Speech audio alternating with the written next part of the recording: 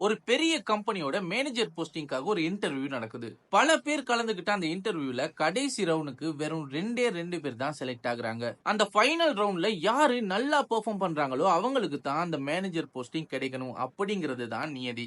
ஆனா அன்னைக்கு அது நடக்கல. ஃபைனல் ரவுண்ட்ல யாரு நல்லா பெர்ஃபார்ம் பண்ணாரோ அவரு ரிஜெக்ட் பண்ணப்படுறாரு. ஏன்னா அடுத்தவர் தன்னோட இன்ஃப்ளூயன்ஸ பயன்படுத்தி அந்த போஸ்டிங்க விலைக்கு வாங்கிறாரு. கட் பண்ணா சரியா 5 வருஷம் கழிச்சு அந்த கம்பெனி பெரிய லாஸ் ஆனதா சொல்லி இழுத்து மூடப்படுது. அப்ப அந்த கம்பெனியோட மேனேஜர் மறுபடியும் இன்னொரு கம்பெனிக்கு வேலை தேடி போறாரு. அவர் இன்டர்வியூ ஃபேஸ் பண்ணிட்டு இருக்கும்போது அந்த கம்பெனியோட ஓனர் சடனா அந்த இடத்துக்கு வராரு. அவரை பார்த்ததுமே இந்த ஆளு ஆடி போறாரு.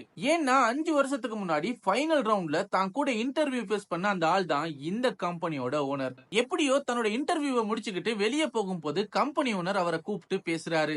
அன்னைக்கு எனக்கு கிடைக்க வேண்டிய வேலையை உங்களோட இன்ஃப்ளூயன்ஸ பயன்படுத்தி நீங்க வாங்கிக்கிட்டீங்க.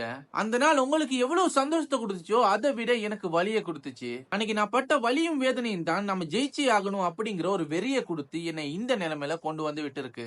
அன்னைக்கு உங்க திறமையை மட்டும் நம்பி நீங்க போராடி இருந்தா இன்னைக்கு இந்த நிலைமை உங்களுக்கு வந்திருக்காது. நீங்க உங்களை நம்பாம மத்தவங்களை நம்பினதுதான் உங்களோட பெரிய தப்பு. இதுக்கப்புறமாவது இந்த மாதிரியான தவறுகளை பண்ணாம இருங்க அப்படின்னு தன்னோட கம்பெனிலேயே ஒரு வேலையையும் போட்டு கொடுக்கிறாரு.